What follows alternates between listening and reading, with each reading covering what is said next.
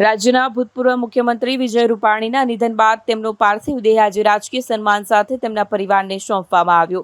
દુર્ઘટનાગ્રસ્ત પ્લેનમાંથી મળેલા મૃતદેહને એમ્બ્યુલન્સ મારફતે રાજકોટ લઈ જવા માટે અમદાવાદ એરપોર્ટ તરફ રવાના કરાયો છે. વિજય રૂપાણીના અંતિમ દર્શન માટે અમદાવાદ સિવિલ હોસ્પિટલ ખાતે રાજકીય નેતાઓ અને સમર્થકોની ભીડ ઉમટી હતી. મુખ્યમંત્રી ભૂપેન્દ્ર પટેલ, આરોગ્ય મંત્રી ઋષિકેશ પટેલ સહિત ભાજપના અનેક અગ્રણીઓ પણ આ પ્રસંગે હાજર રહ્યા હતા. તેમના પાર્થિવ દેહને 4 થી 5 દરમિયાન પહેલા તેમના નિવાસસ્થાને રાખવામાં આવશે. ત્યારબાદ અંતિમ યાત્રા અને રામનાથપરા સ્મશાનમાં અંતિમ સંસ્કાર કરવામાં આવશે. રાજકોટ તેમનું વતન છે. તેઓ રાજકોટના ધારાસભ્ય રહી ચૂક્યા છે. આજે વિજયભાઈ રૂપાણીએ જ્યારે ચીર વિદાય લીધી છે ત્યારે સમગ્ર રાજકોટ શોકમગ્ન છે.